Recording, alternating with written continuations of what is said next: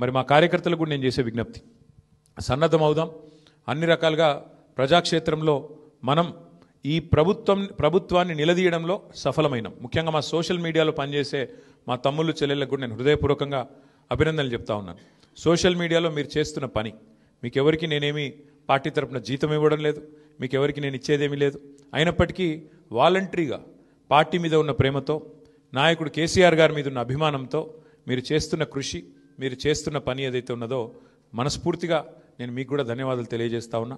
అట్లాగే మా పార్టీ కార్యకర్తలకు, మరి మా గులాబీ కుటుంబ సభ్యులందరికీ నేను చేసే ప్రార్థన, దీంతో మనం నిరాశపడవలసిన అవసరం లేదు, బాధపడవలసిన అవసరం లేదు.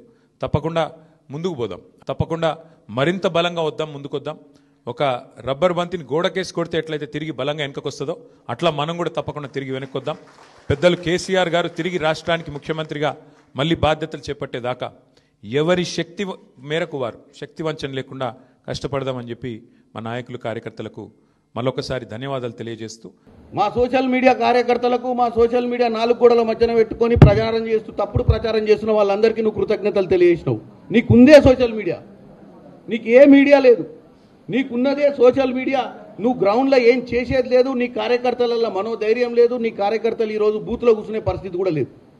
జూబ్లీ హిల్స్ ఎన్నికలలో నీ కార్యకర్తలు బూత్లో కూర్చుర్రో లేదో కానీ నువ్వు వచ్చి ఈరోజు ప్రెస్ మీట్ పెట్టి నీ సోషల్ మీడియా గురించి చెప్తున్నావు. ఇప్పుడు బ్రహ్మాండంగా చేసిరు, బ్రహ్మాండంగానే చేసిరు, ఏది నిజం కాదు.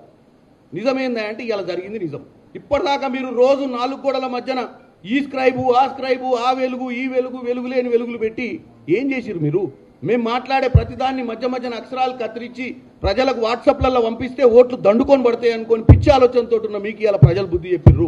ఇప్పటికైనా కేటీ రామారావు గారు, హరీష్ రావు గారు, బీఆర్ఎస్ నాయకులందరికీ నాది ఒకటే విన్నపం, కన్స్ట్రక్టివ్ అపోజిషన్గా ఉండండి. ఎస్, మేము కూడా నేర్చుకున్నాం. ప్రతి ఎన్నికలు మేము ఈరోజు ఇంత సక్సెస్ఫుల్ ఎన్నికలు చేసినా కానీ ఈరోజు మాకు కూడా కొన్ని విషయాలు అర్థం చేసుకొని ముందుకు పోవాల్సిన అవసరం ఉంది. ఈరోజు మీరు కేవలం మా కుటుంబంలో ఉన్నటువంటి చిన్న చిన్న టీ కప్పులో తుఫాన్ లాంటి సమస్యలను ఒక పెను తుఫాన్ కింద చూపించి ప్రజలను మభ్యపెట్టి ఇక పాలన అయిపోయింది, వీళ్ళు పాలన చేత కాదని చెప్పి ప్రయత్నం చేసినావు.